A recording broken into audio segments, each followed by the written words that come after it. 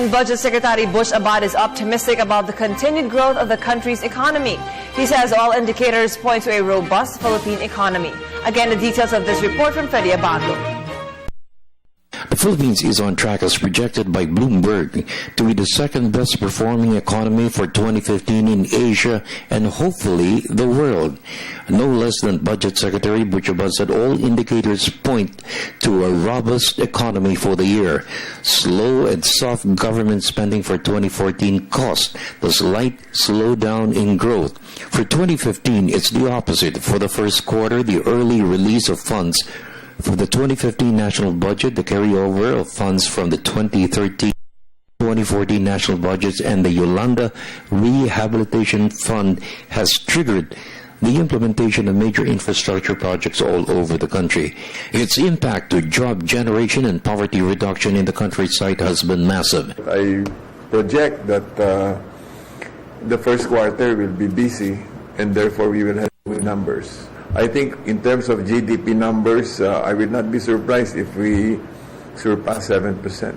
We should celebrate that rather than, be fixed in all of these doomsday scenarios that we read in the papers every day. The country is doing well. In fact, it's projected to be the second fastest growing economy in the world in 2015-2016. That's Bloomberg. And we're on track.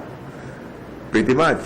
About there, the government has more than sufficient resources to fund development all over the country, even without imposing new taxes, since there is a more efficient utilization of the budget and reduced wage due to corruption. We are much, much more efficient than before.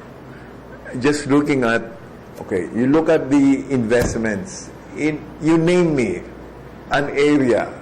Rural electrification, PPP, housing, social housing, water system, CCT, basic education, public health, national greening, climate change. I will tell you that we're spending unprecedentedly in those. So that means there's a lot of money, and yet we're not borrowing, and yet we're not imposing new taxes. So that means there's a lot of efficiency that is happening. How come that is not being reported by media? The private sector continues to sustain growth in key sectors of the economy. Construction maintained its upward trajectory. Manufacturing continued to rebound. The BPO industry maintained its position as a dollar earner. Abando stressed the economy's boom promises more, so much so that in several sectors there is a shortage of skills which may convince OFWs to return to the country to be employed. There is so much construction work going on, and eventually the construction work will pay for more permanent jobs. Will pay for more permanent jobs. The construction, of course, they're short-term, but eventually, they lead to quality and permanent jobs, especially in the area of manufacturing, tourism, and agribusiness.